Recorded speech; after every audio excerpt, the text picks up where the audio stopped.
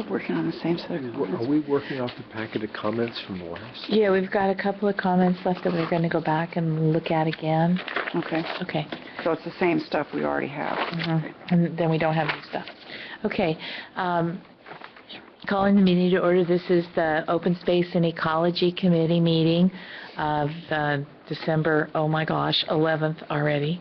And all the committee members are present except Kima. Okay. Is he coming? I don't know. I think so.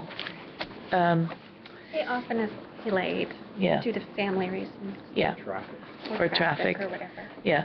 Okay. So, is there any additions or any changes to the agenda, or do we want to adopt the agenda as written? I move we adopt the agenda as written. I was just going to say if I know Natalie sent out her notes and a link on the sea level rise conference, but maybe a minute report if you wouldn't mind.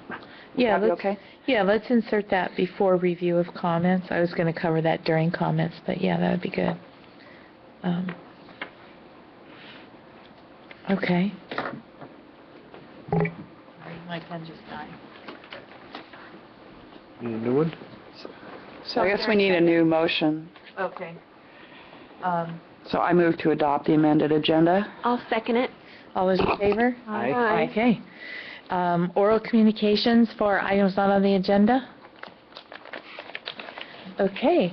So tonight we welcome Peter Steeler to give us a presentation. Hi, Peter. Hi. I hope I can move this. I might just leave this here. Okay. You can move the microphone closer to you. The other way. Like you can sit there and move the microphone. No. No. Oh, like that? Like that. I'm trying to break something. Okay. Should I? Oh, okay.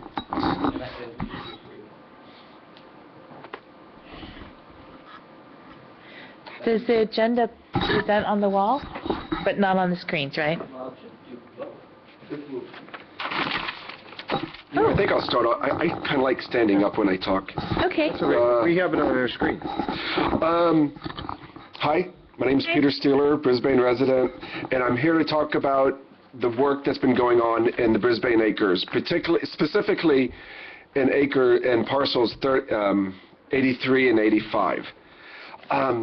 Some of y'all have been hearing me talk about this for years, but for folks new on the committee who don't know what I've been doing or I've been hoping to do up in the acres for about 7 or 8 years now. In acres 83, 85, I think 86, we've been pulling the ivy down. Ivy's been going from town up into the forests in town, and on city-owned parcels I've been working with others to bring it down, and there's been an amazing amount done. And this year, maybe not as much has been done in years past, but what has been done, I've been going, over the years, I've been going for the easy fruit, the areas that aren't totally overgrown, or the flat areas that aren't covered with poison oak. But this year, I finally got to a place where I needed to do the steep ravines. For those who've walked up there where there's the little bridge, you look up and it's just, on this bridge, if you look uphill, it's just bay trees, oak trees, ferns. It's just a total intact habitat. It's just gorgeous. And when you would look down, you would just see, there would be bay trees and some ferns, but it's just a carpet of ivy. Well, this year we got rid of that ravine, we got rid of all that ivy in the ravine. So I have some pictures to show about that. But because we were working on such steep ravines, we needed to put in some erosion fabric. So I got, the city paid for, and I installed jute netting.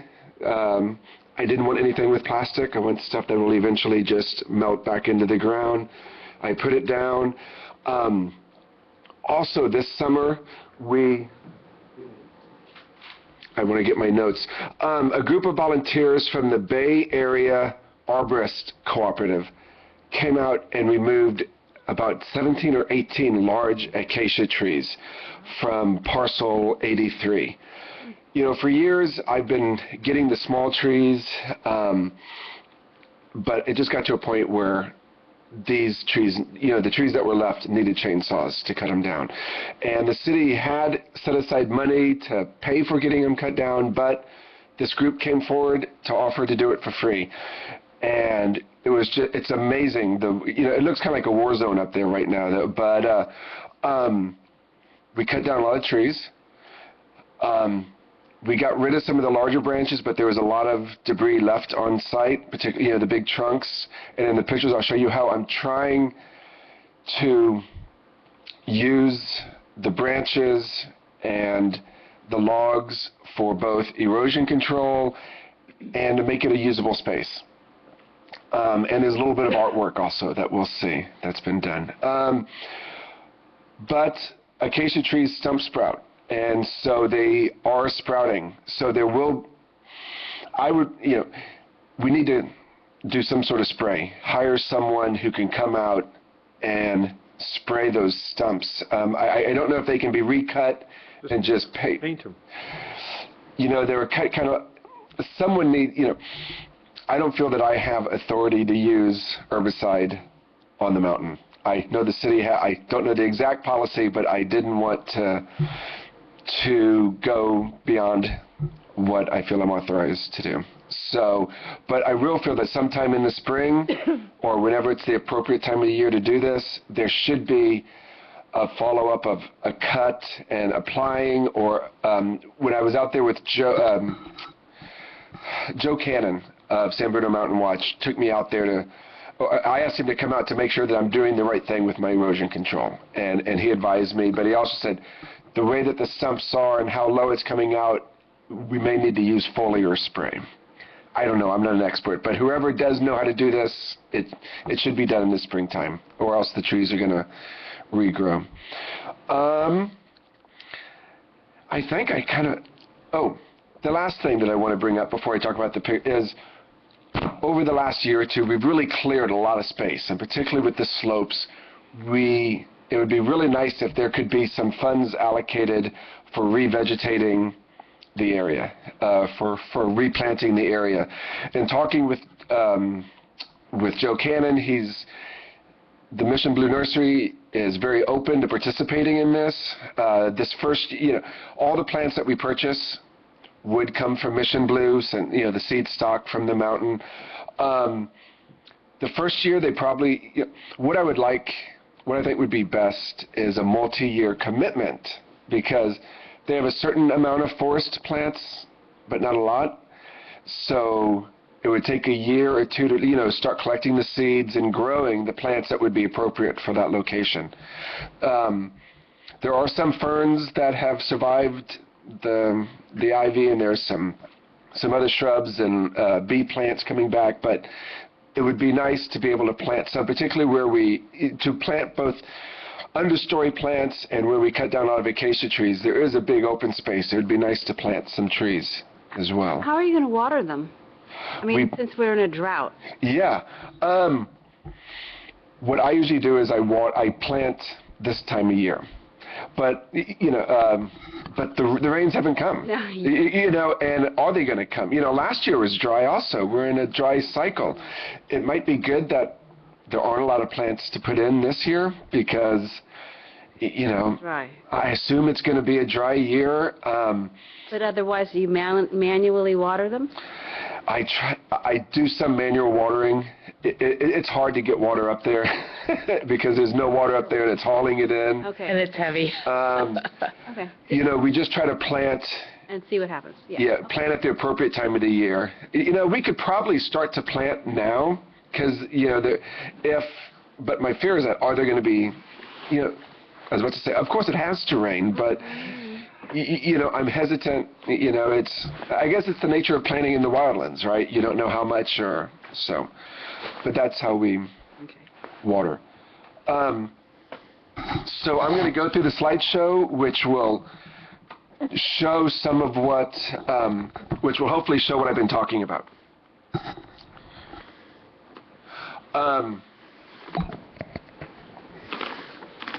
So this shows where the trailhead.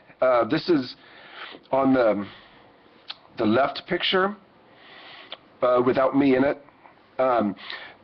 This is Margaret right at the hairpin turn where it becomes Jamie. Right? Is it Jamie or Paul? Paul. Right where it becomes Paul. So there's that car there.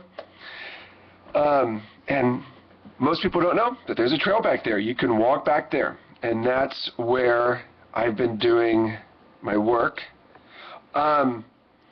This may be I'm trying to show in this next picture, you can see where it's just nothing but ivy on the left. And it's hard to get a real good sense, but what I'm trying to show is on the right is what I've cleared. On the left where the ivy is what the whole area used to look like up there. Here is a slope and with jute netting on it. It's just and you can see these big rolls. That was fun carrying the jute netting up to the butt. I need my exercise. So we put the jute netting down. I think you can tell I used some branches to hold it down instead of metal stakes. It's hard to tell, but this is one of the ravines. For the folks who know the area where the bridge is, if you look up, it's beautiful. If you look down, it's ivy. This is that ravine. And this, the part we're facing is probably the area that needed the erosion fabric. This is looking down the ravine from the bridge. You can see those mature bay trees, and I never thought that this would get cleared. I just looked and said, oh, hopefully we can stop it at this bridge, and but it's pretty amazing that we finally have cleared this. Are those ferns? Yes, there are ferns and snowberry growing along, and also I remember from years past. All right, the ferns you see would be sword fern. There's also wood fern that I've tried to cut. I laid the fabric over it, but then I tried to cut around so that the fern can come through. There's some polypody fern. I hope there's a fair amount of polypody. So there is some intact vegetation, and I guess we'll see how much, as winter progresses. There are ferns there too that come up with the rain. Yeah, that would be the polypody. So hopefully in the next month we'll see polypody starting to stick through the netting. Yeah. That'd be really neat. And are you carefully watching for any resurgence of the ivy? Yeah. I've gone back a couple of times, and today I was up there just to check things out again before I came down here. And where I've pulled ivy, the ivy is not made a resurgence. There are sprouts that come up, but I go through over and over, and it's kind of fun, to go through these areas and get the sprouts. And I was in an area that hadn't been totally overgrown, so there's a fair amount of intact plants there's now. So it's really I've been going, not only am I clearing new areas, but I'm going back to get the resprouts. Good. Right. This is really hard to tell what it is, but I think the one on the right, these are piles of ivy. So when I pull the ivy, I pull it and I sort of wrap it up like a hose, and then I throw it in a pile. And over time, these piles decompose. And some of the piles from 5-7 years ago are gone. And I've been using some of these piles as I've been doing erosion control. As they break down, they make good mulch. And so I've been using that, And they don't sprout? No. Okay. Occasionally there are some sprouts in there, but no. Basically and to have to haul the stuff off-site would be, not good. It would be onerous. Here we start to see where the acacias were, and you can just see all the trunks, and you can see I'm trying to make a stairway down to a space. Cool. Here you see the green in front of us is one of the acacias stump sprouting. And you see the logs there. I'm going to be using the logs. I'm trying to use the logs for erosion control. And also you'll see, I'm trying to make some steps. And as the ground softens up, it's going to be easier for me to make a stairway. And the stairway is leading down to a little gathering area. I thought it'd be, I take classes on hikes. I thought it'd be a nice place for a class to gather and, a little outdoor classroom, place for folks to have a picnic. It's also you can see behind there's still a lot of wood that I need to deal with. Since this picture was taken, I have done work to work down that pile. I've taken some of it to Ocean Beach to burn at, we had a bonfire down there. So I acknowledge that there's a lot of wood laying around, and I'm in the process of trying to make it fire safe and get rid of it. I feel if it's in contact with the ground, it's less likely to burn. Here is some of the art. So, this area, this artwork is, this picture I'm showing now is just uphill from this. And so there's a drop-off on the other side of this fence. And I thought I had some kids, Holly Rios and I do a summer camp where we take kids on hikes the whole week. It's a hiking camp. And so we had some of the kids build this sort of what I call a safety fence, and I want it to be somewhat artistic and, but also to keep, it uses up the wood and it tries to keep the kids from falling off cliffs, which is a good thing, depending on the child. Yeah. Some kids, oh, look at the cliff over there. No, I'm joking. Here, I did this just to show how much work I still need to do. There's still lots of wood that needs to be taken out. And on the left, you can see sort of a line of logs. I'm trying to use the logs for erosion control. This is a ravine with a bunch of logs in it. I think the logs actually helped. And talking to Joe, he said, clean it up some, but it's also helping to keep the ravine intact.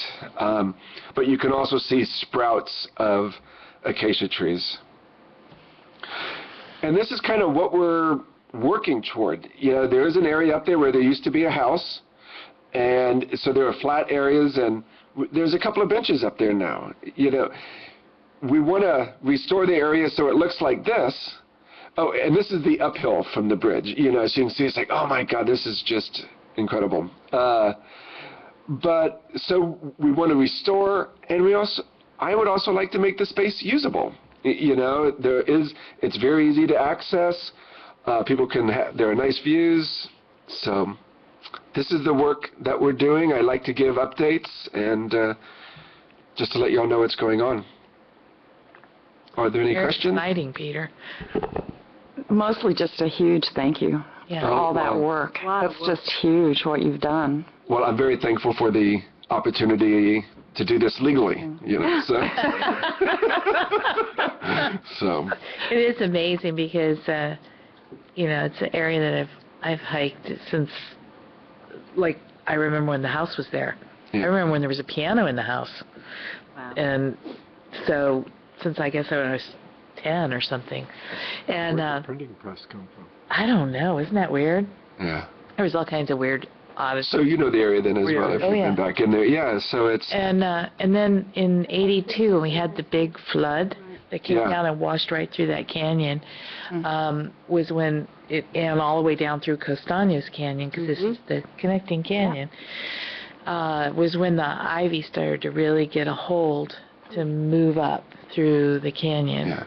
And that was just a tragedy, and it just keeps creeping up, and people really need to realize what an insidiously horrible invasive that is. And it's so in this area. This is amazing. We've stopped it, we've pushed it down, and we've made some usable space. And I hope to make it more usable. But it's sort of what I like to do with this, on the urban-wild interface, right, is to restore and make the public land usable. So. I do have one question, which is, you mentioned the need for professional herbicide application, and also for plants. Do you have any kind of tentative budget? I don't know how much the spraying will cost. Okay. I don't know that. For the plants, I would think, I should be better about this, but I'm thinking this first, like 500 to 1,000 a year, for like 3 years to be able to get it landscaped, and. Do you know how we would go about getting an estimate on the herbicide? Because I know what you mean about acacias. They're just, I had one in my yard until it blew down a few years ago, and I'm still pulling infants, and it's still sprouting out of the stump. My fear is that there's a long, many years worth of seeds there, and I hope it, it could just all sprout up this year.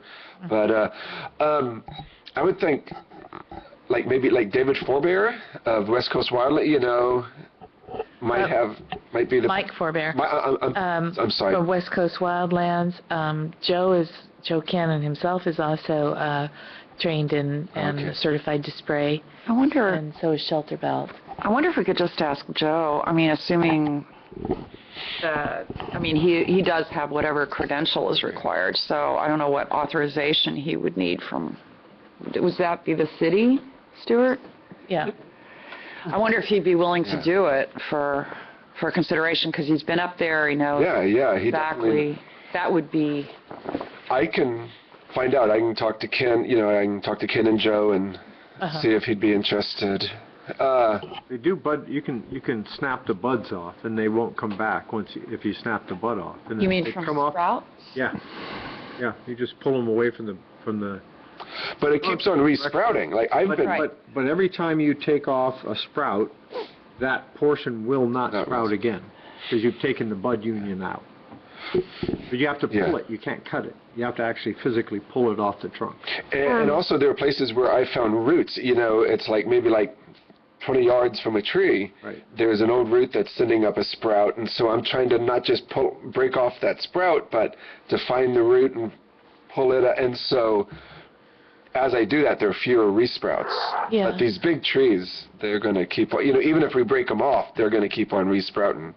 There's some heavy-duty bacterial stuff that I don't know that much about because I haven't gotten into it, but I will do some research on that.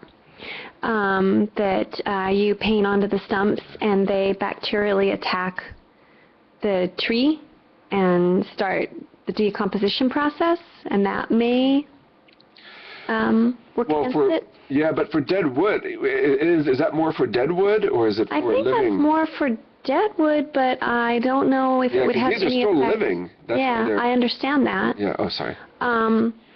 But I just thought I would like an opportunity to look into it and do a little research before we start, using toxic chemicals up on the mountain. The chemicals that they use for the foliar spraying up on the mountain are not, they're not as toxic as a lot of other stuff. They're more based on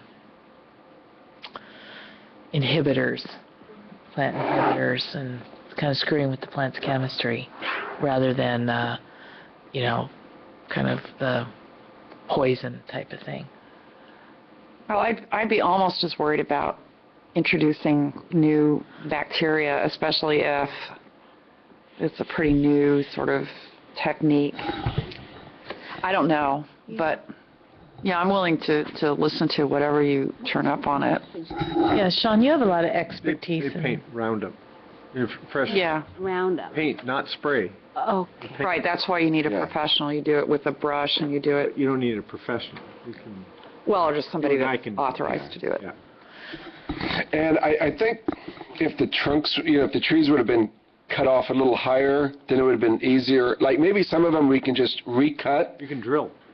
Oh, drill into it? Yeah, just drill into it. Just drill into it a 1/4 inch and just paint. Because all you have to do is get into new material that hasn't had a chance to seal off. The minute you drill, you paint, you move on. And it's better to do this in warmer weather? It does, Or- when pretty much when they're actively growing, and this time of year, they're actively producing root tissue. And so if you're putting Roundup on, they're taking it down into the roots. And that's what you want. Yeah. And it's a growth regulator. And what it does is it causes the plant to grow too rapidly and you can't keep up with it. So the plant dies. So should I move forward with contacting Joe Cannon to see if he's interested in being the... Well, if Joe Cannon has a license, he can direct a group to do the work. Okay. Because if you have a PCA, the PCA can direct, as long as you have a PCA on site, they can direct a group of volunteers to do that type of work. As long as they're trained, they're fine. So, Stuart, my question, Unless the law's changed. yeah, my question for you is, what type of funding do we have to support this? Because we have funding to do projects, so I think probably the best thing for me to do is talk with Peter and figure out what we're going to be doing for the habitat restoration, see what kind of funding we need for the habitat restoration, see what kind of funding is left over in our budget after we plan the habitat restoration to see what we have available. Okay. I mean, over the years, we've always had some money to do projects like this.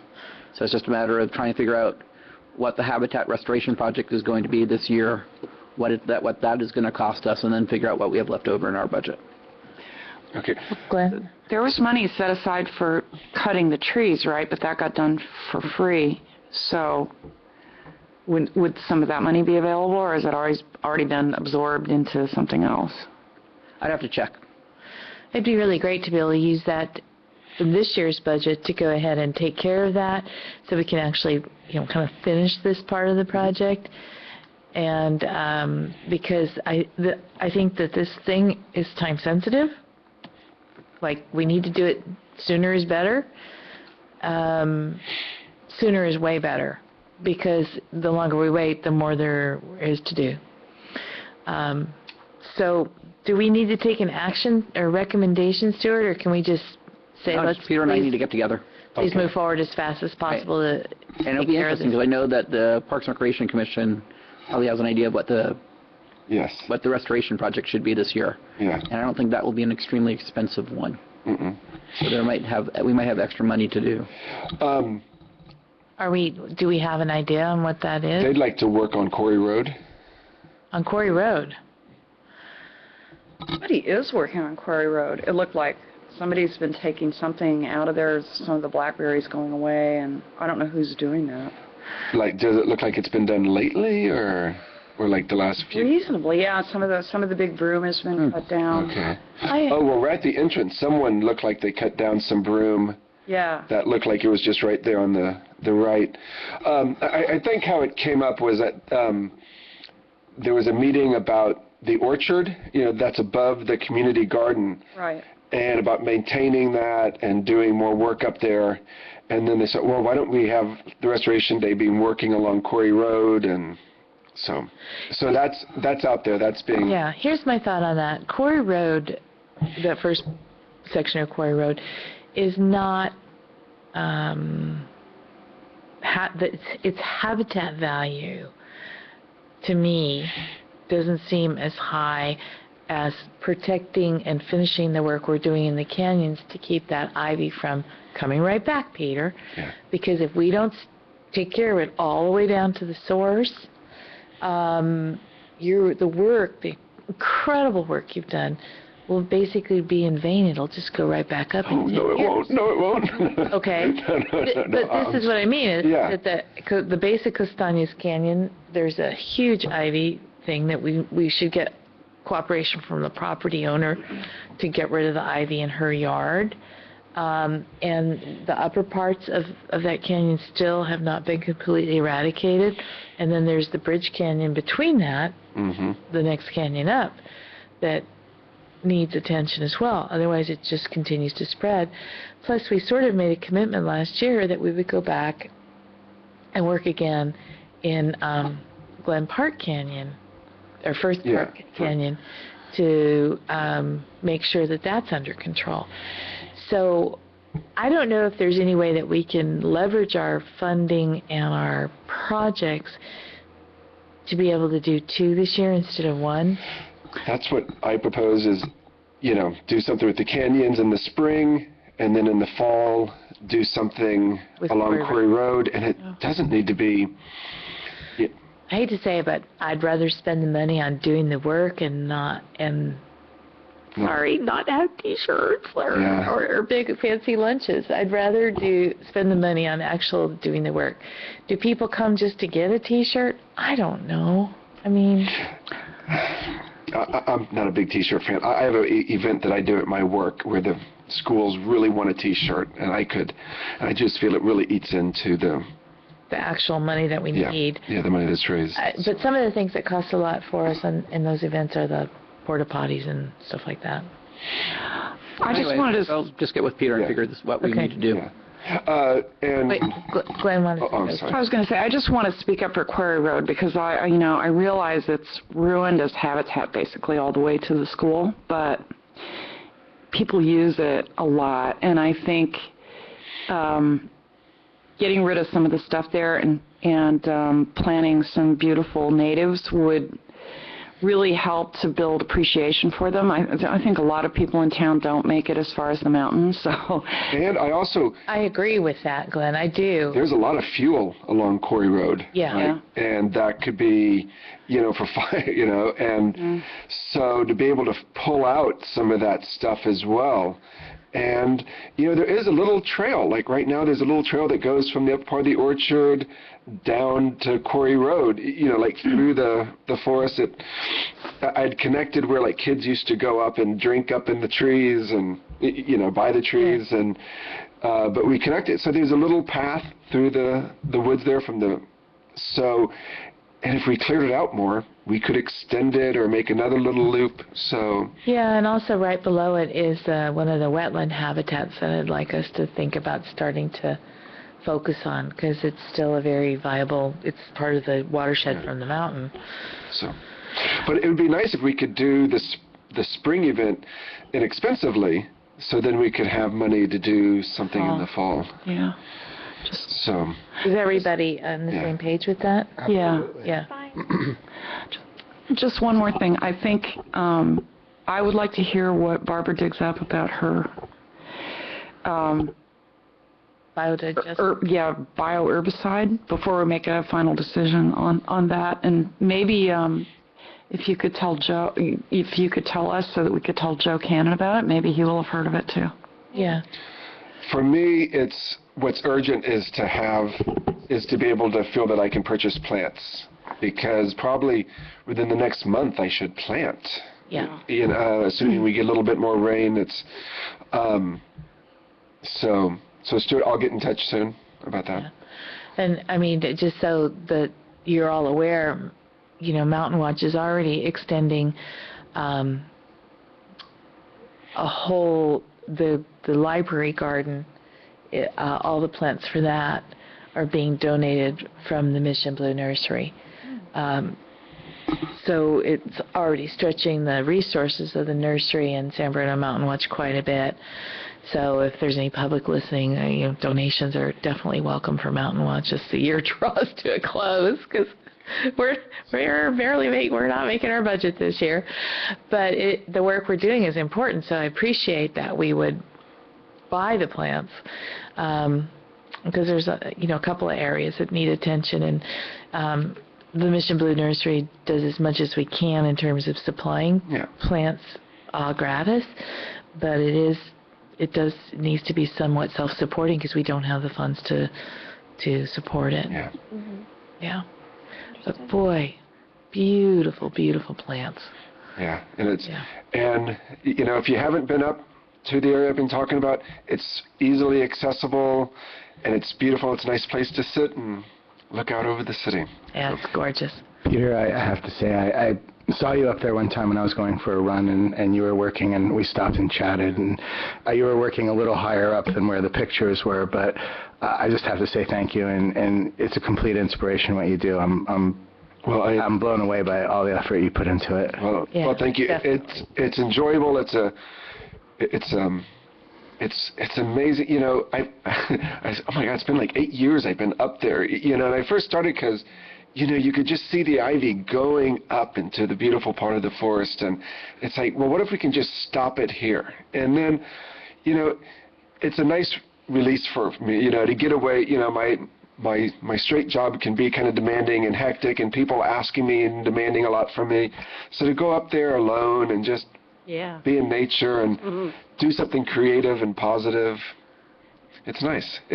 I'm very thankful for the opportunity. So Well, we're very thankful for your We work. appreciate it. thanks for the time. Yeah, Thanks. I just wanted to say thank you from me too. I know my son goes on the hikes with you and enjoys the mountains sometimes, and I wanted to say that I agree with Glenn's point that the Quarry Road, although it's not habitat, is, you know, in terms of reaching maybe more of Brisbane and increasing awareness, probably has some other kind of value. Oh, it has great value. Yeah. And It's heavily used, and it's Yeah. and it could be habitat. It just needs some Yeah. attention. A lot. and it's but also it would be nice to have it looking nicer instead of so Yeah. trashy at times. Yeah. Forbidding right now, even. Yeah. And you know, you guys go ahead and contact Joe, and I'll see what I can dig up on the bacterial stuff. If it's even viable. I'm not sure if it is or isn't, but There's another trick too.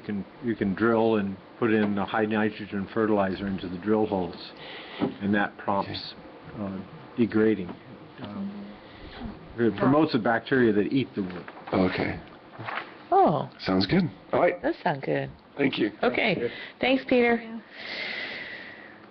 That's really exciting. Inspiration. Yeah. Okay. Yes, Glenn. We can't do this now, and probably not anytime soon, but I would like us to explore the possibility of passing an ordinance against ivy in this town and actually requiring people to get rid of it. You know, I would be know. all for that. Industrial park is a third of the landscape is ivy. Right. So you know, as long as people are planning it, it's going to be doing what it does, and that may be totally unrealistic, but I would sort of like to explore the possibility. And the reason I bring it up is that Florida, where my dad lives, has huge invasive species problems, and they have actually now a state law that requires the removal of certain invasive species, Like and you know, they're kudzu? not meeting the deadlines. Kudzu? Kudzu, yeah. Brazilian pepper is the main one. Really? Oh, Kindness? horrible. It's horrible. I mean, the whole place is carpeted with it. It's on Kauai too. So I think they have a list. I'm not really that familiar with the ordinance, but and it is, you know, it's a state law. It's not a local thing. So it may not be something that we can do, but I think it would be interesting to explore, you know, maybe the top 5: pampas grass, ivy, Not a bad idea. because Maybe the brooms. maybe the brooms. Yeah, because the nurseries still sell brooms. I can ask the attorney as to what the possibilities are, and then based on that, see, you know, then the committee can take up how, you know, how they would want to structure something like it, if it's possible. Still sells scabiosa. You know, it's what. You know, we've looked into some of these things, and it seems that there are a number of different types of broom, and there are a number of different types of scabiosa, some of which are invasive and some of which apparently are not. And so I think that the scabiosa that's being sold, I think, is the non-invasive type. But yeah, you know, you see broom and you think, well, is this the good kind or the bad kind, and do they really know the difference? And I think this is a brilliant idea, Glenn, because, I mean, one of the problems is the invasive species, like you look out on the Baylands, and they have willfully let that land go to seed with the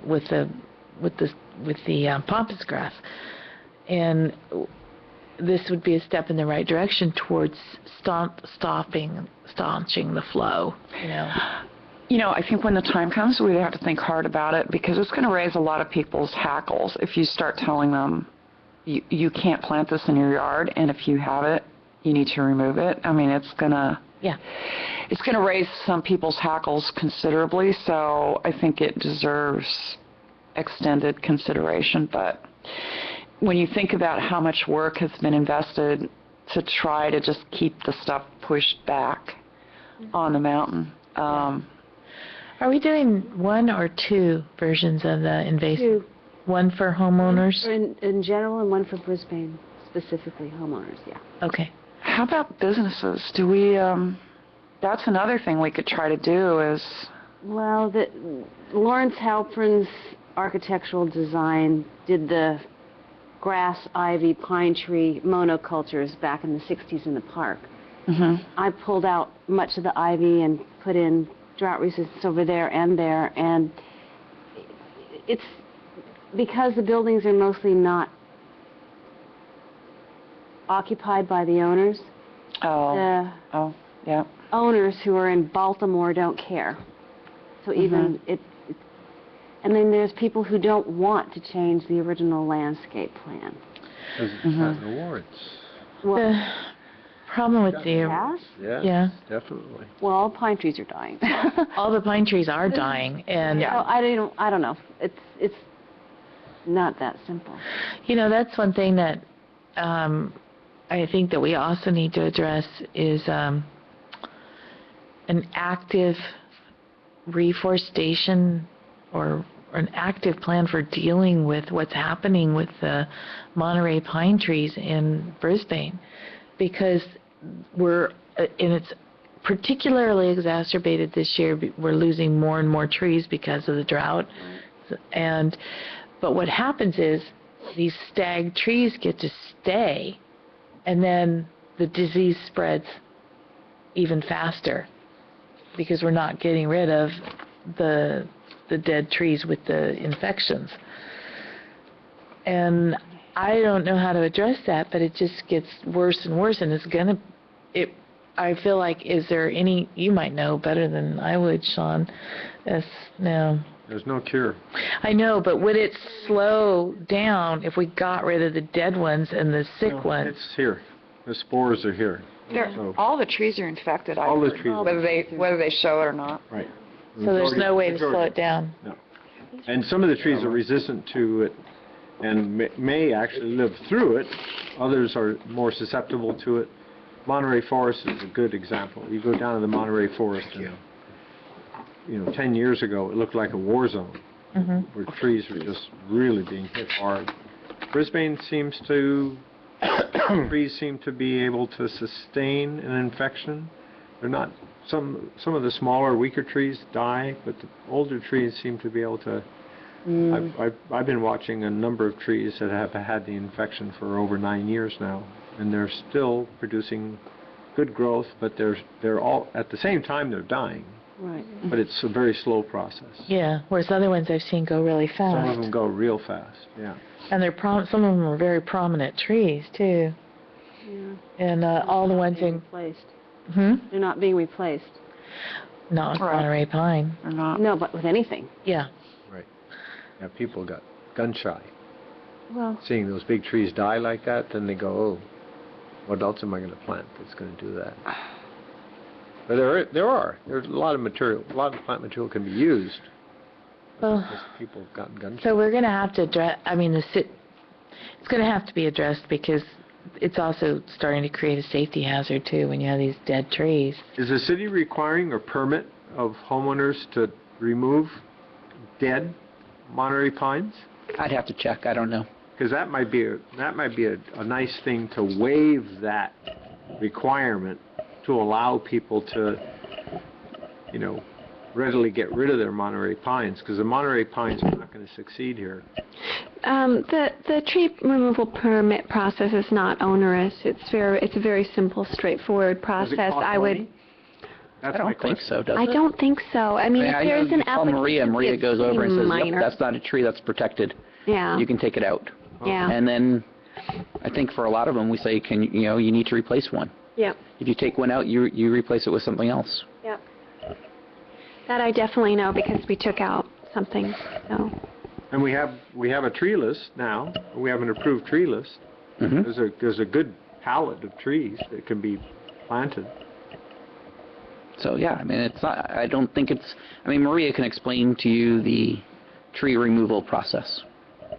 If you would like, I can have her come at a future meeting and talk about that. Okay. Okay.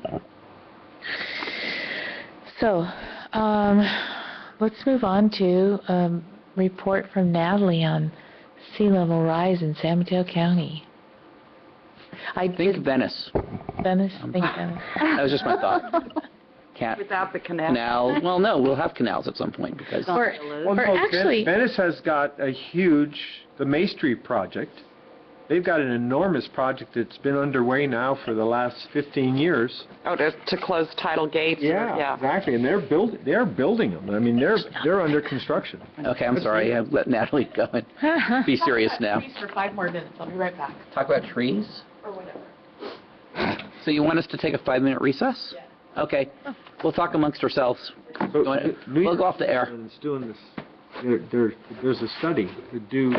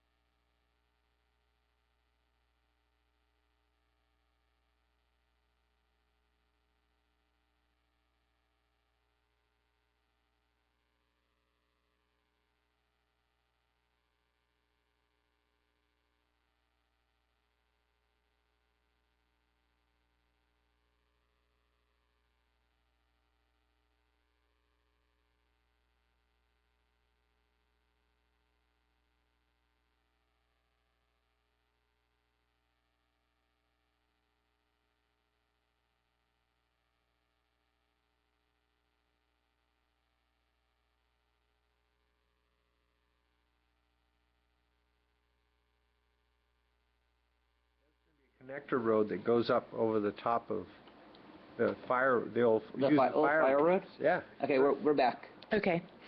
So Natalie.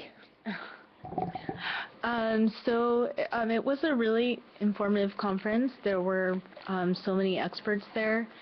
I feel like there was a repetitive message of take precautionary steps, and they were saying the Dutch has done a lot of great things. They did build some kind of gate protection, and so I guess they had a storm, and that helped save them.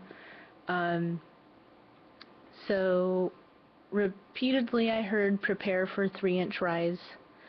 By when? In the next century, 3 I inches. think. That 3 doesn't sound inch. right. 3 I think it's 3 feet. inches. Yeah, you'll have That's to what was reported. I mean, if you read the San Mateo Times article, that is what they reported. It was a 3-inch rise in a century. Yeah. Oops. They were not talking feet. They were not talking meters. They were talking inches within the next 100 years. Yeah. If you look at the article, it caught me by surprise when I read that. I go, They got that wrong. Well, so in my notes, I added some links, so that number should be in there again. It was pretty interesting. A lot of San Francisco and the Bay was built on fill, and so they said everything that was built on fill will be back underwater. So that's, the SFO That's a new ballpark. I mean, that's a lot of... Town Park in Brisbane. The EIR we're working on right now, it's all filled. Yeah, right. So they said it'll all be back underwater eventually. With just a 3-inch rise? I think that projection was further into the future. That's just wrong. Yeah. It's just wrong. Yep. So, I asked them, Conservative estimates are for 3 feet this century. they said it depends. They said the IPCC takes out uncertainty. So so things that they can't calculate for certainty, they'll take out of their estimates. So they said that's why they said all the other estimates are lower. I wish I'd been there. All the other estimates are higher Yeah. than 3 inches. 3 inches is a very low. very low estimate. Well, they were showing a lot of graphs. I asked them if they would post a lot of their slides. So I asked someone and they said they weren't sure. So hopefully on one of the websites that I gave in the notes have slides. But they did show a lot of slides where, they would show a projection and then they were saying, well, here's what's more realistic, and so it was above what they were saying. Okay. So in other words, 3 inches is the most conservative estimate for sea level rise in the next Right. 100 years. Yeah, and a lot of people asked about carbon sequestration, and they said they're not sure, even if people did as much as they could for global warming, they said we still need to prepare for sea level rise. Did they give an indication of which neighborhoods in around the bay would be directly impacted by that 3-inch rise? I definitely remember saying San Mateo will be the most impacted. Foster City. I don't remember exactly which neighborhoods. Yeah, I mean, what happens with Foster City. Foster City. I mean, what happens with San Mateo is you have both the coastal and the bay front.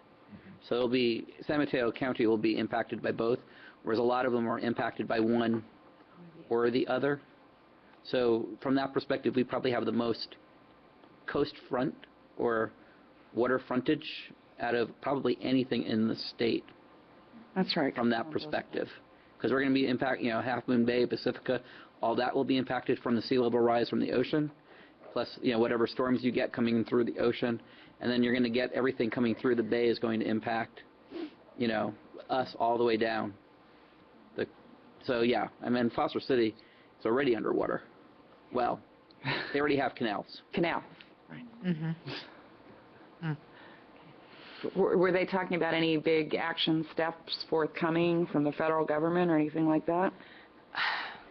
Actually, they said they can't really control federal government. They don't know where they're getting, basically saying they have obsolete data.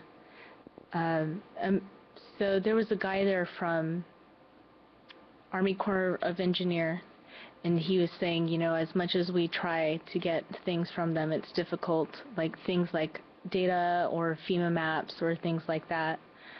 My goodness. Army Corps of Engineers is government. They're the ones that did such a good job protecting Louisiana. Well, I think they were specifically saying, I don't know, Washington. They were saying Washington federal.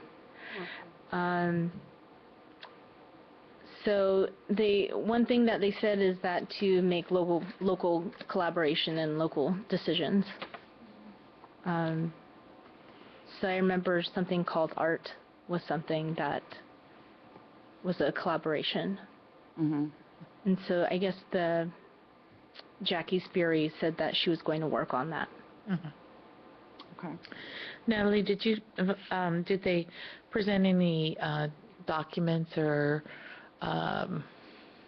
research that would be applicable for our concerns in the draft EIR about sea level rise that should be included? So out of my notes, I figured I could add some things from that, and then I'll probably have to re-review some of the presentation materials on the website, but they didn't, when I was there, they didn't have any materials that they were handing out. So any material that I would get would be from whatever they post online. Did anybody talk about sea level rise and toxins and that kind of thing? From landfill and other. No, they talked about carbon dioxide and the warming, global warming, and sea level rise, and they showed a graph of that saying all of the peaks and dips coincide with each other, and so at the very end of the graph they said carbon dioxide is going way, way up, so I mean I guess they were saying that sea level rise and warming was going to go along with it. But I don't, nothing about toxins, I can't remember anything about toxins. I meant in the landfill in connection with sea level rise. No. Yeah, well, okay. Thank you. Okay. Did you enjoy it? I did, yeah. I did. Good. Feel inspired to go out and save the world now? Okay, so let's go back and go on with our review of comments. So we had several comments last time that we did not, we had ones that we had questions on, correct? That we didn't do. I guess the one we skipped over was the TR-12, is that? Yeah, TR-12, this is the document from last week when we were going through comments. Did you get a copy of that? No. Do you have a copy for? Did I get a copy? Do I have? Yeah. It said Elena Court on it, right? It said what? So on the first page, it says section 4.A. Yes, okay. Okay. So if you cruise through to where comment TR-12 is, we, I believe, skipped that comment. 4P12? TR-12. It's 4F1. It's like, sorry, these aren't really numbered. 1, 2, 3. It's a comment about mitigation measure 4F1 requires GHG reduction plan. It was one of yours, actually, or Martha, from yours. I sent that to Natalie, and I reviewed all my notes, and I don't actually think that's my comment. I might have said something, but I don't have anything in any of my written notes for anything in margins to my CR, and it doesn't sound familiar. I'm not sure. Still trying to find it. I also sent a clarification of one of mine. Did you get that?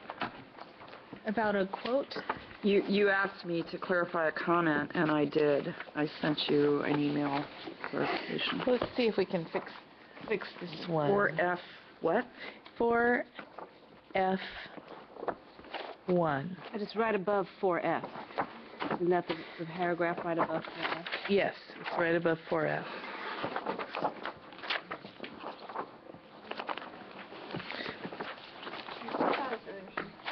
Okay.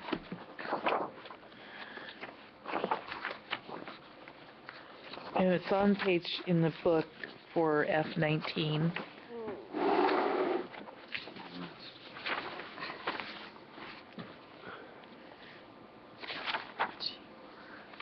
TR12, did you say it was? Yeah, it's comment TR12. I think that's actually Mary Goodecamp's comment.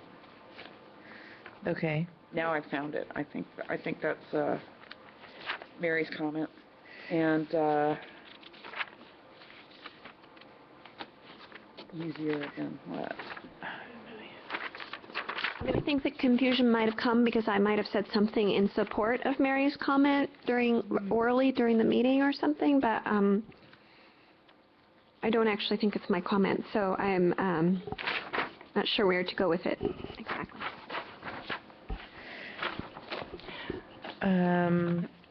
It looks to me like, at least the first part looks like a pretty good comment because it isn't clear what the greenhouse gas baseline data point is. Yeah. So they need to clarify what 5% of what, or 5% below what. They need to clarify that. So I think we should reword our comment. Say, please clarify what the baseline is, what baseline they're using. Yes. And And what is Title 24 standards? That's California State Energy Efficiency Building Standards. Okay. Um, And do we have any evidence of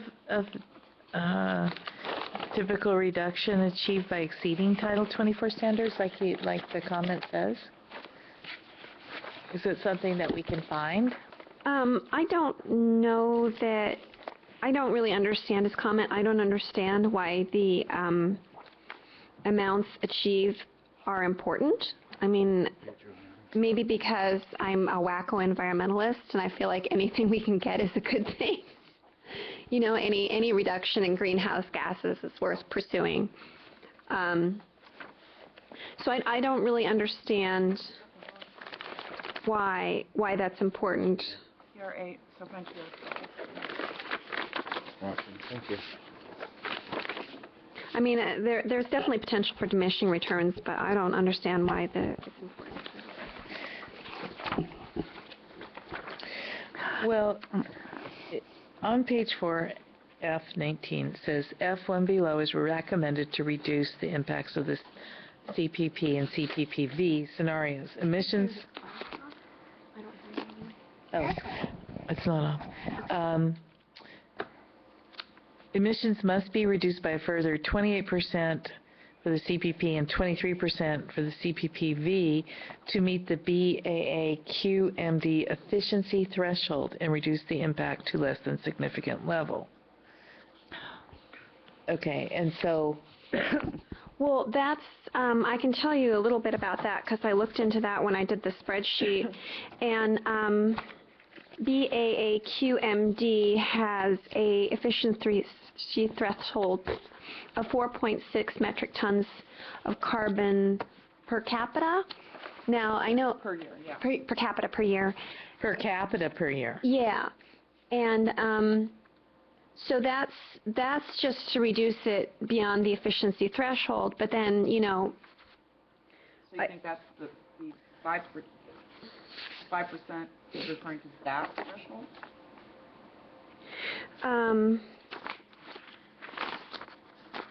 No, I thought what Michelle just read was referring to the threshold, Right. Okay. efficiency threshold. Mm-hmm.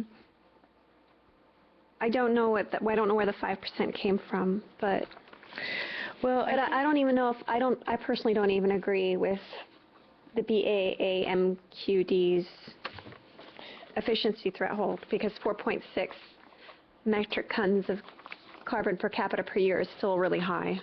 well, and the other thing too is That's it's the talking about secret per thing. capita rather than... Yeah.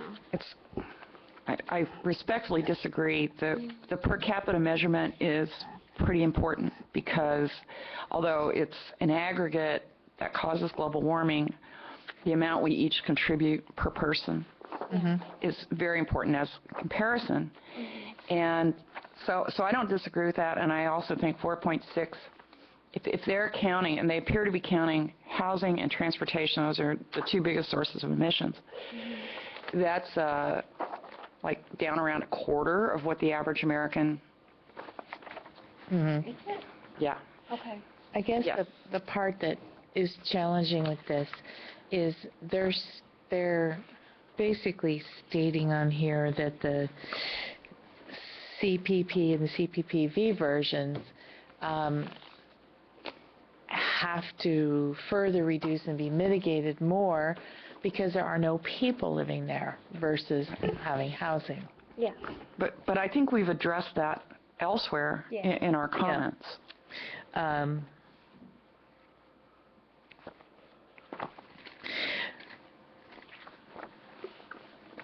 So we do need to ask, what is the GHG baseline data point from which the 5% is being... Let me find a particular sentence from which Mary drew that comment on that page.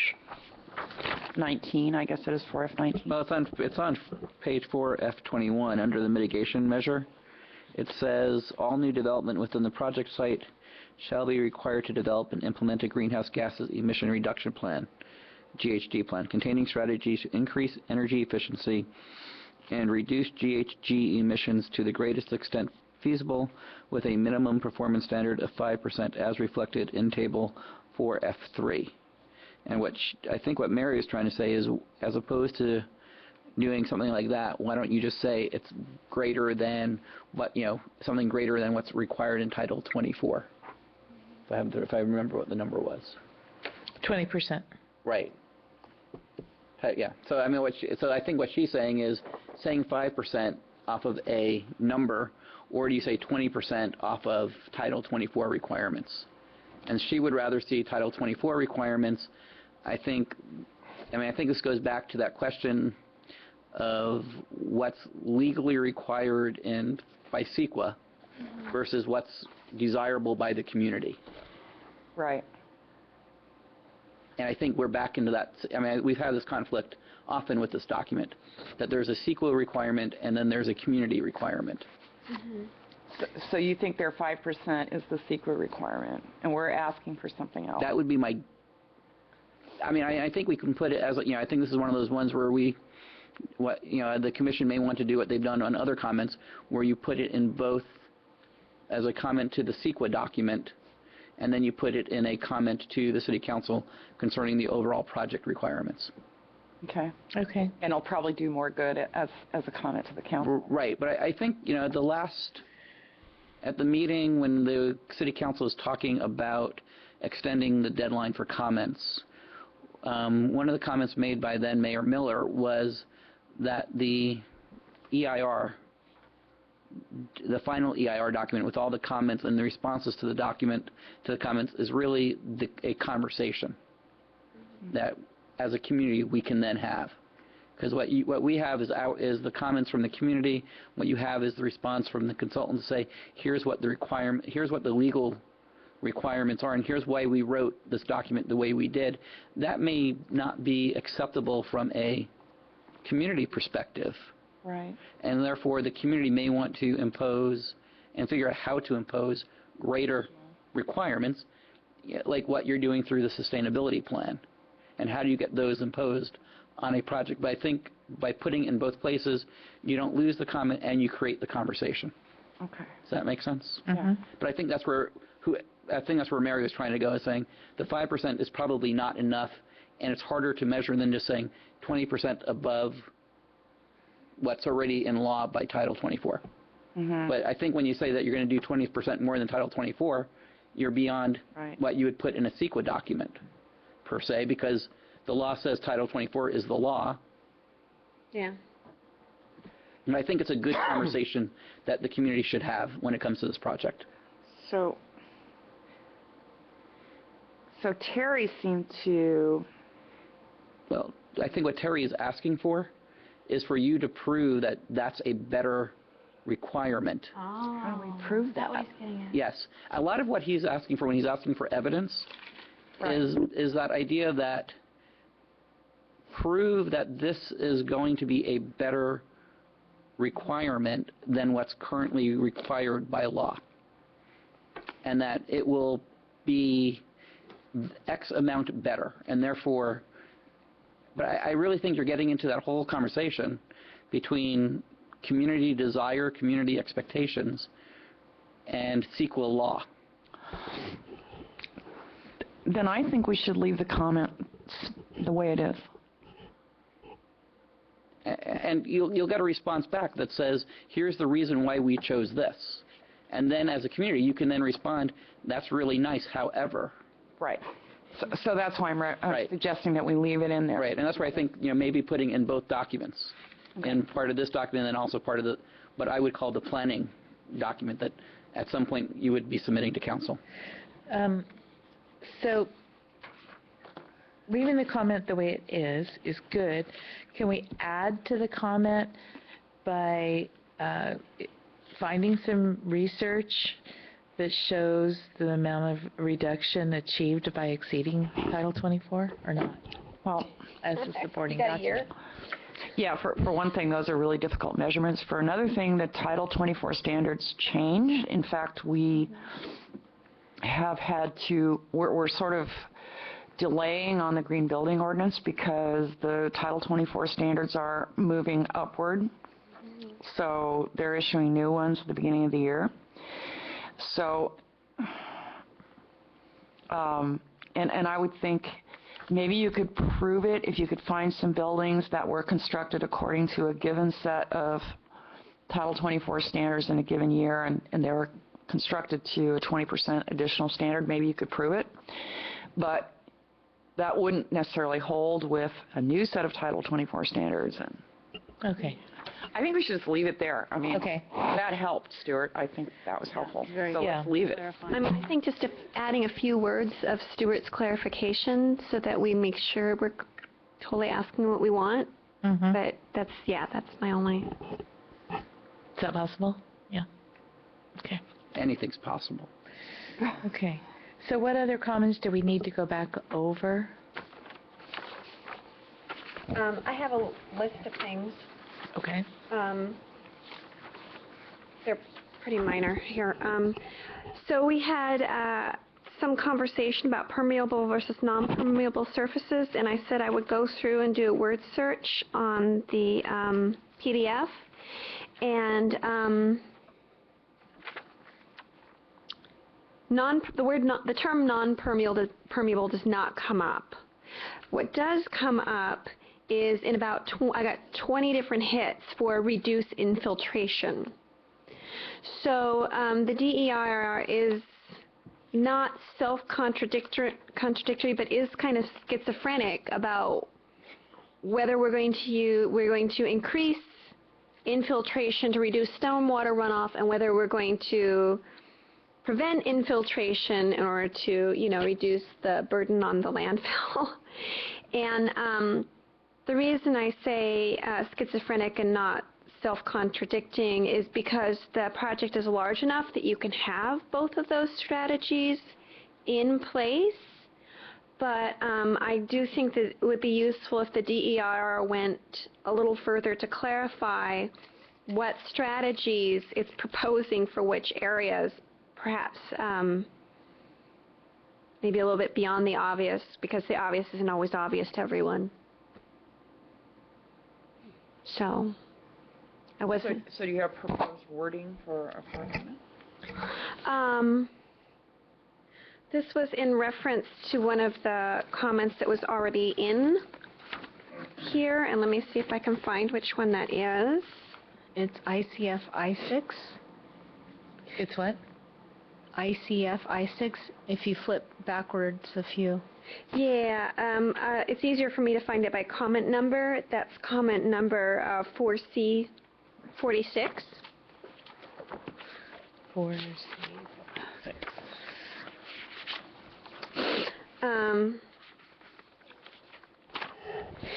And you're right, Michelle, that at least Glenn brought up that Brisbane requires non-permeable surfaces up on the mountain to prevent, slide potential, or to reduce slide potential. So let's see. It's about let's see, it's the fourth page in. Yeah. C46, mitigation measure 41CG, bullet 6 states that. Permeable paved materials will be used, but Brisbane uses non-permeable. This is a contradictory statement. It will not suffice as part of mitigation. I don't know. It was your comment. Do you want to take a crack at it, Michelle, or do you think it's adequate as is? Because my point is kind of a separate one, that the DER needs to be more clear about when it is appropriate to use permeable surfaces, when it's inappropriate to use permeable surfaces. I think that's a good comment, and we should put it in. I do too. Given the variability of the site, Yeah.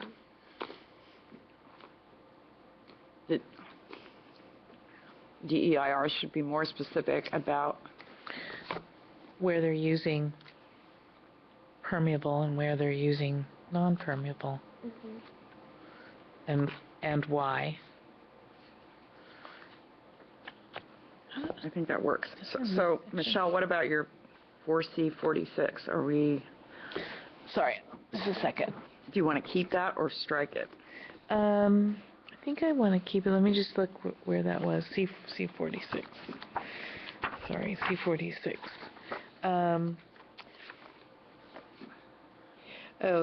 Actually, what the comment was, part of the mitigation measures says any increase in impervious surface area shall include establishment of vegetated swales, permeable pavement materials, preserve vegetation, replant with native vegetation, and appropriate measures should be evaluated and implemented where appropriate. But the problem with this, and this is about mitigation, construction and operation of proposed recreational and open space areas along Visitation Creek or adjacent to the northern lagoon edge shall include implementation of erosion control, et cetera, et cetera. And I guess what I'm saying is that it says the project applicant shall comply with local municipal requirements and the local stormwater program as mandated under the municipal stormwater permit, including at minimum the following measures. And that's where it lists this. And it is conflicting because Brisbane does use non-permeable, and yet they're saying using permeable. I mean, it would make sense from an EIR, from the draft EIR perspective, just to strike those words and to use, I mean, the other methods that are discussed. Yeah. Are. I guess what I'm saying though is that they're saying that they're going to use these methods, and yet one of them is not permitted. Yeah. Yeah, one of them. So I mean, theoretically, what they could do as part of, I mean, you make the comment, they go, oh yes, you're right that Brisbane does not permit permeable pavement material, so therefore we strike those three words. The comment that the other methods for dealing with impervious material still make sense. Yeah. It just would mean that there would be more, as opposed to being able to offset some of their impervious material that they're creating, they would, with permeable pavement, they would have to offset it with more vegetated swales, preserving the current vegetation, replanting with native vegetation. I think that's what the ultimate, I think that would be the ultimate requirement. Yeah, I guess that how I felt when I mentioned this was the conclusion with mitigation was that the compliance with local municipal requirements and the local stormwater program as mandated under the municipal stormwater permit, et cetera. Right, it's in conflict. Yeah, and also I don't feel that this is a good enough mitigation. I don't feel that this overall, this whole plan of doing all this stuff is enough to mitigate. I don't think it'll prevent the introduction of sediments and materials into the lagoon during construction. And also into the bay. And it says that it would, but I don't think that it will. And I don't see where they've proven that it will. Yeah, and I think that might be the comment, a different comment that you want to make as well. Yeah. Okay. And it makes sense, and I think this is where you start getting that conversation back and forth based on comments and responses to comments. Because what their response to the comment would have to do is then say, it does that for these reasons, or we need to add additional types of mitigation for these reasons. And then if they say it does it for these reasons, you can then look at that response to comment and talk to the Planning Commission, talk to the City Council and saying, I don't agree with the response to the comment for these reasons. And you get back into that dialogue back and forth as to how do you make a better, because ultimately what you're really trying to do is make a better project in the end. Yes, and protect the lagoon from sedimentation and... Right, and that makes it a better project in the end. Yeah. So I think that bigger comment is also what you're talking about, should be added to the comments. Okay. And that way you can then see what the response is from the consultant as to why they think that this actually works. And then you can say, okay, now that I understand why they think it works, I can explain why I don't think they work. So how would you phrase that, Stuart? I don't know. I'd have to... part of my problem at the moment is I'm thinking about 3 other staff reports that I've got for the city for Monday night. How about you give me some time? Okay. And we'll send something out. So Okay. I understand what you're trying to get to. Yeah. I just need to take my time to think about phrasing it. Yeah. So doesn't the city allow interlocking pavers for driveways? Yeah, Because water percolates through them. That's how they're designed. I've seen Fence Pro install a number of them, and I'm pretty sure it was with permits, so I guess we do then. I would... If they got Thinking as permits, a planning commission member, no. if they got permits, I guess so. I would think so. Yeah, I guess the whole point of this is that on the one hand, we don't want water to percolate through the landfill. Yeah. And on the other hand, we don't want it to drain directly into the lagoon and take all the topsoil sediments with it. So you've got the yin and the yang here, and you're saying you're going to do this, but on the other hand, you're saying, but we're not going to do this to do this, but it's the same thing. Yeah. And so that's where the conflict is, and I'm having a hard time expressing it because... Well, I think you just expressed it. Yeah. Right. Yeah. But I'm having a hard time expressing it in, the kind of legalese speak here where they're going to respond properly of like, how are you going to deal with this conflict of not letting stuff drain through and drain through the landfill, but yet you're going to stop the runoff. Water is going to find a way, and with it goes all the other stuff that it's taking with it. I mean, I was discussed out there on Beatty, and where they're doing the whole dust thing. When it rained, all that stuff just went right on into the bay. So I was having a conversation with John today, and I was expressing how many meetings we've had talking about the draft EIR to date. And my guess is I think I've sat through 17, and I think some of you have sat through more. Because I missed a couple here and there. And he says, so the next fun part, I don't know if he said the word fun, the next part is after the comments, after the response to the comments, he says, my impression would be is that the Open Space and Ecology Committee would want to see how, would like to see how their comments were responded to, and take a few meetings to go through the response to your comments, so that way you would be able to respond to the response to the comments. Yep. I'm thinking, really? More meetings? But I think that might be, after we're done for the January 22nd or 24th deadline, we might want to take a meeting, maybe our February meeting, to think about how do we review responses to comments, so that way we can enter into the dialogue. I'm sorry, because you should have seen my face at that moment in time thinking, yeah, he's right. And so part of it will be is after we do all this to figure out how much time we have as a community to read the response to comments. Just to give you a preview of where this is going to go. Okay, thanks a lot, Dante. Well, are we in purgatory, or are we circling get lower and lower? I don't know, you're the author. There's time frame. Yeah. I have hopes that maybe we're moving. Below the fourth level already. I was thinking maybe we're moving up. Yeah. We will see Beatrice soon. Wasn't Peter's presentation great today? It was really Thank you, Michelle. Yeah. I'm Okay. sorry. I just thought that, but I just think that, I think that understanding of how this might work I know. might help with how we're going to work through some of these issues. Can we get through No. this part first? Yes. Okay, so what other comments did we have that we were going to review? The only, there are a couple more I was responsible for. I was responsible for digging up resources on rooftop materials. That window crashed, and I didn't have the heart to go back and redo it. I will get back to that. The other one was F9.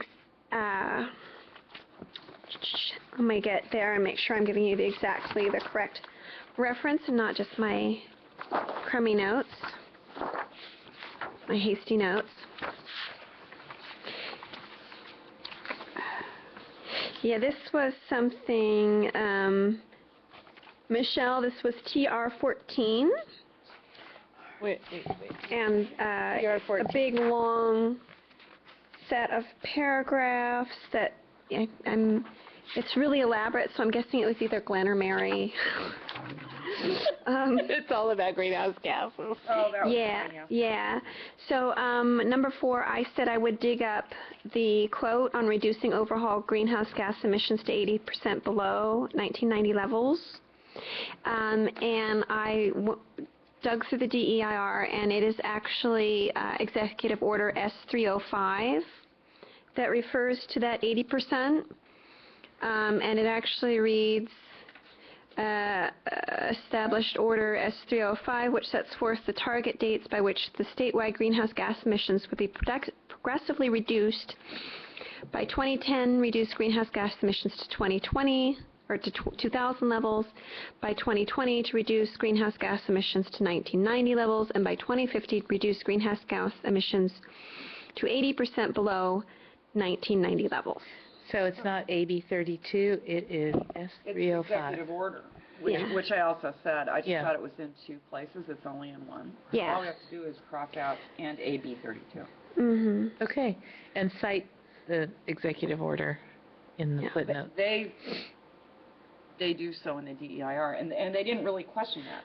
Mm-hmm. Right, The although, only question was AB 32, making that Mhm. commitment. They didn't question the executive order part. So it's Okay. fine. All we have to do is cross out AB 32. Okay, that's simple enough. okay. Yeah. Yay, one simple one. Is it true that executive order only applies to state agencies? Must be. I mean, I would guess he would know his business. I guess he would. I think that would be then part of another, that would be, again, a continuing dialogue issue. Is if it's good enough for the state, shouldn't it be good enough for Brisbane? Yeah, I mean, that kind of, it seems kind of like really very marginal to say we're going to take this select group and hold them to the standard, which they're not meeting, and then ignore what everybody The else state, unfortunately, the state does that all the time on lots of different issues. Yeah, I noticed. But I think that's part of the dialogue and part of Yeah. how we make this project a better project. But actually, it is a matter of state law. I mean, Right. what's going on here is that the 80% reduction was not written into AB 32. However, the Air Resources Board, which is writing all the fine print on AB 32, has committed to that. So BACWMD did? Hmm? BACWMD? BAAMQD? No, the California Air Resources Board, which is the implementing. Which is the CARB.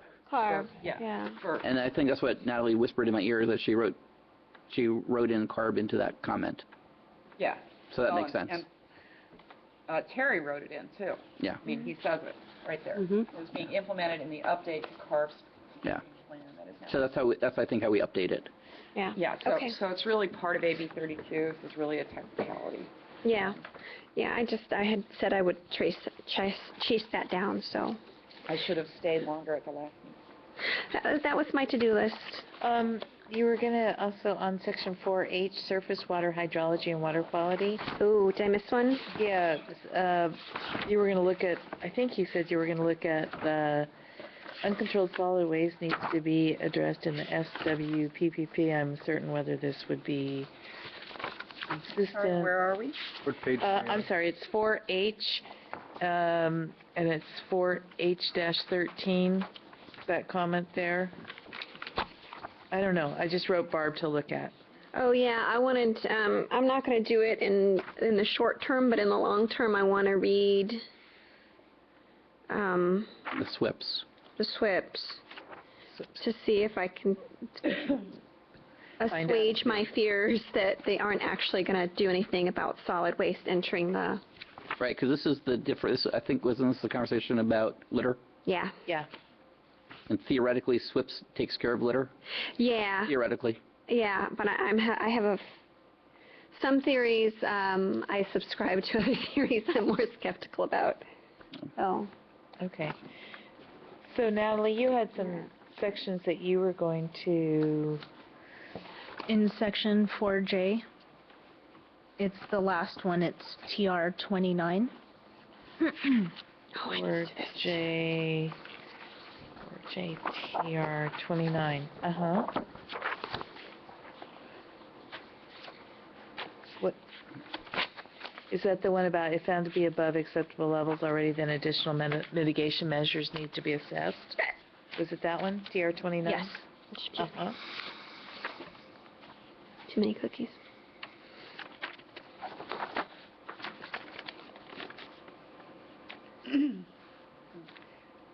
And what we were going to try to figure out at that point. I think we were reading it. We read it. We were a little stuck, so we said we'll come back to it Right. following week. Part of the problem was the comment they made was, this may be infeasible. City is subject to constitutional limitations on mitigation. They cannot require a project to mitigate more than its own impacts or fair share contribution to a cumulative impact such as noise.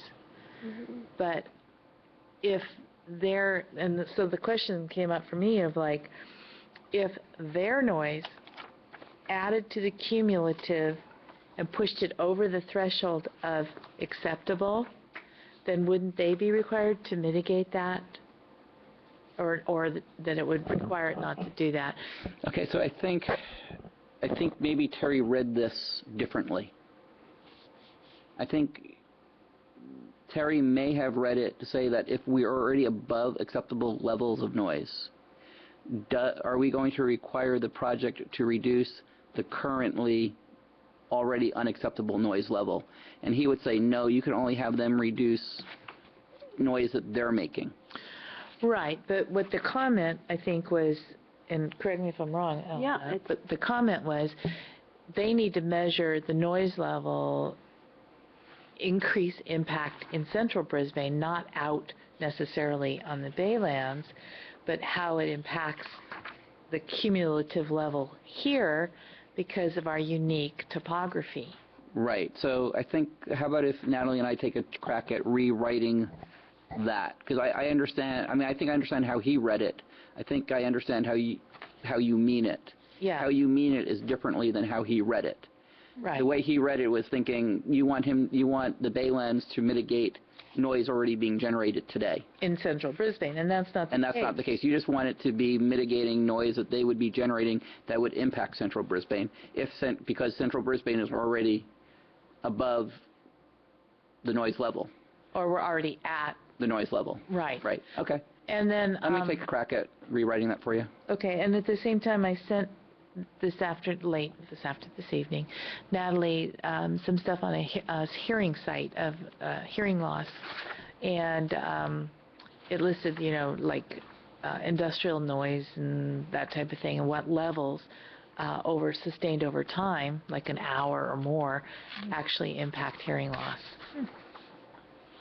And I think that's important because duration, sound and duration really make a difference. And I'm still researching sort of the sound power versus sound pressure. But yeah, the interesting thing about that is going to be the response, basically. So if it takes an hour for this sustained level of noise to have an impact, so if we only do it for half an hour and then cut it off for half an hour, then do it for another half hour, cut it off, it never reaches, even though cumulatively it may get there, but yeah. from a perspective of saying, so when you're finished with that, I'll be more happy to try and help figure out how to craft a question to create a conversation differently. Right. Because I think that's really what needs. Because I understand the problem. I live with it, living in town, and right. My house is part of the echo chamber. Yeah. Because I'm up, so anything hits any part of the mountain, I get to hear. Yeah, but the constant exposure to right. noise over time. Right, really but what they would say is that there wouldn't be constant exposure. Right. Because they're going to. So if in theory, listening to 60 decibels over an hour creates hearing loss, and that's what the scientific answer is. So what they could say is, okay, so we're only going to make you listen to it for 45 minutes at a time, and therefore you have 15 minutes to recover. And that recovery period would mitigate the impact of the other 45 minutes. And I'm saying that research that it doesn't. Right. So but that's the conversation that needs to happen. Right. So, because I can understand the back and forth on this issue, and I understand it because living in town, I hear it. Mm-hmm. So when you're finished with the research, maybe I can help figure that one out as well. All right. And what was the? I think that was the only one that I had that said we would come back to it. Glenn did email me on one. Okay. I had a couple that I still need to get back to you on, and one was the reviewing the dates on the comment that I made on 4C-1 to make sure the dates are in alignment. Oh, the other one we were going to get back to you on was the Stouffer plant. Chemical. Right. You were doing research as to... Yeah, I need to do some research as well on comments that I'm looking for references for. Right. And I still owe reference of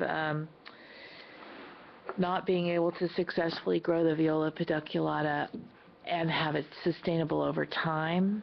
And I need to talk to Shelter Belt and see whether they will release their research on that so that we have something specific to cite. And then there was the...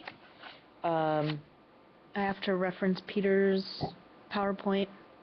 Need to add that. And then there was the stuff about medical waste and other kinds of waste in the landfill. Dr. Lee's report. Dr. Lee's report.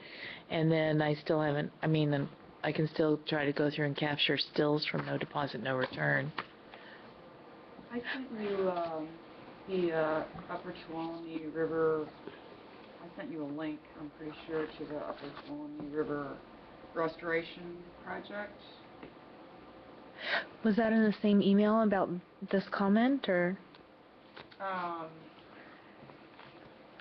No, I sent you two emails after the last meeting, I'm pretty sure.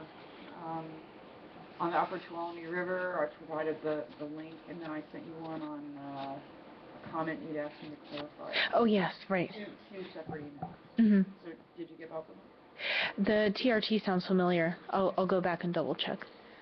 Yeah, and then the other one was on 4G-21, the depth of the landfill cover is a moving target, and we needed to find the depths. Then you were going to go through with the page number, and that was, I had your name next to that. 4G. This is the one where sometimes they say it's 1 feet, sometimes they say it's 29 feet, sometimes they say it's more. Right. And then there's dirt on top. Right. And so I think, Natalie, you said you were going to go through and look for... No, I said she would do it. Oh. Stuart said Natalie would go through, and Stuart will help you, look for the various places where they mention the different depths of the soil covering the landfill so that we can show the inconsistencies and ask for documentation on those depths. Right. Okay. And I think that... Yeah, I'm going to charge you for that at the end of the meeting. Okay.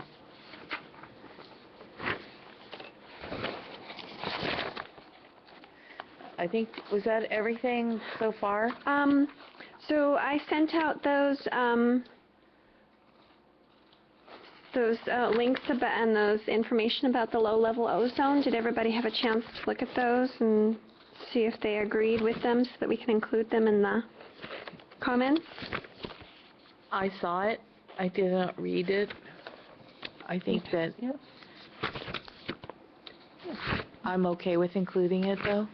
Okay. Yeah, I think I've already rewritten that comment and included those, and then I also added the stomata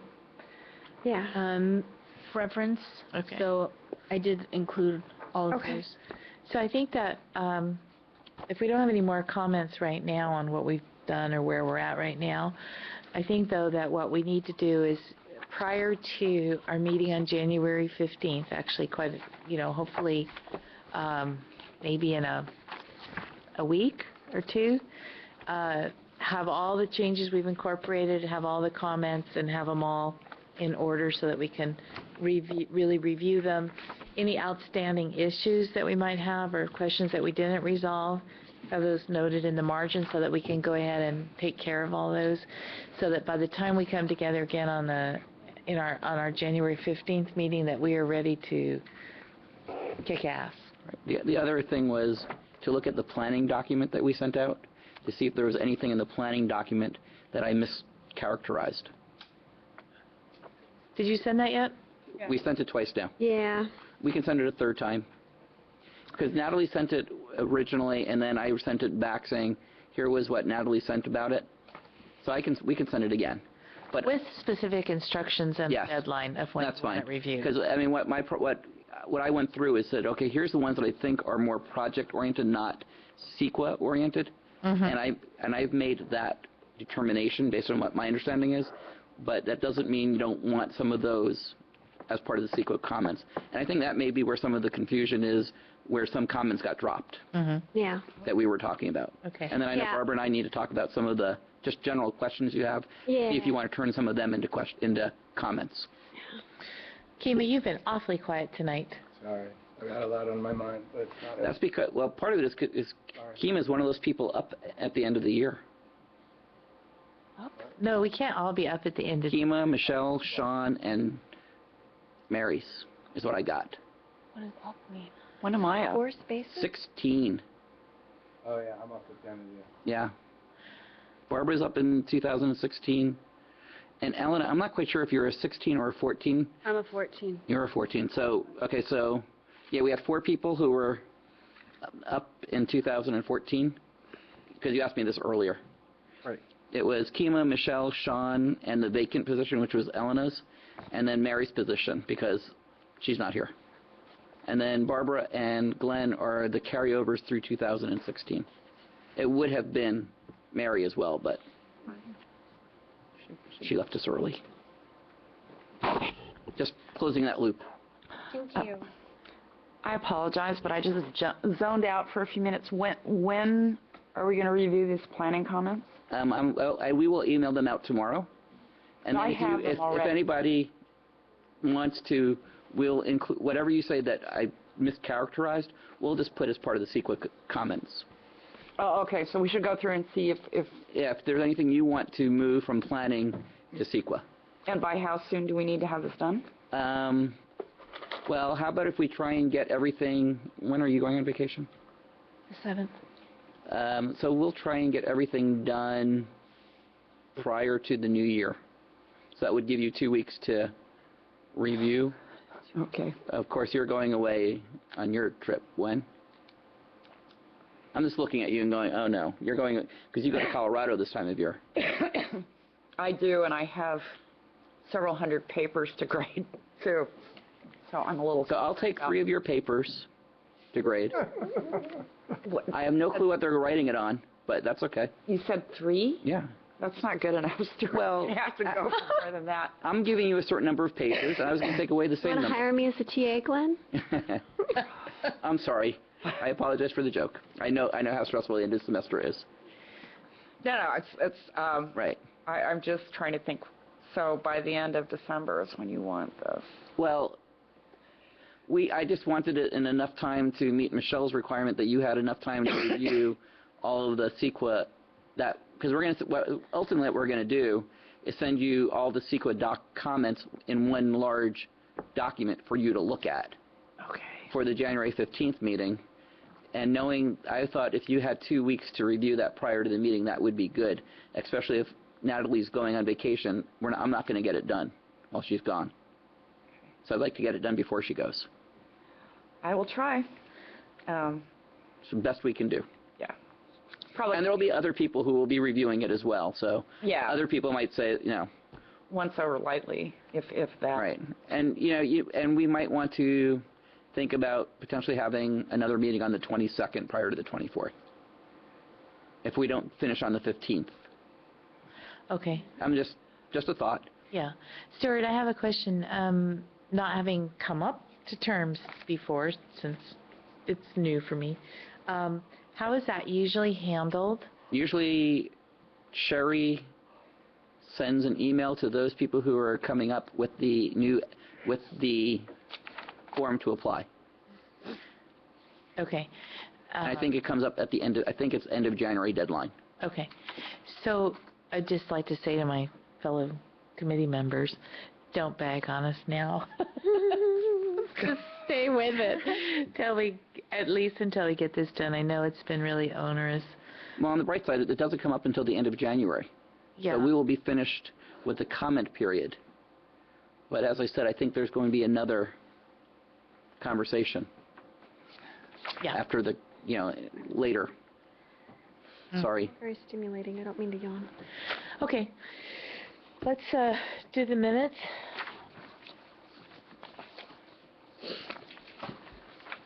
I have good news. So I applied for a grant to get trees in Community Park, and we were accepted, so we'll get 7 new trees in February. Awesome. So You say that is good news, but now I've got to tell the Public Works Department. the city's getting 7 new trees in January, February. in February. Has anybody looked into the idea of replacing the quote-unquote Brisbane Christmas tree, No. which is in sad shape? Sad shape. The challenge, okay, so everybody tells me this, and putting my Parks and Recreation hat on, the challenge that I think we would face is if we take that tree out. Oh, no, I'm not suggesting that. I'm suggesting you plant a new tree now. Okay. That tree has to go, but it doesn't have to go Okay. in the next 5 years, but at least plant the proper tree that Brisbane would want as a Christmas tree, because that tree was a bad choice to begin with. Okay. It was a hybrid, and it was a bad one too. They got a dud. They had bad form when they planted it. So, but now's the time to plant a new one. It's like a Douglas fir.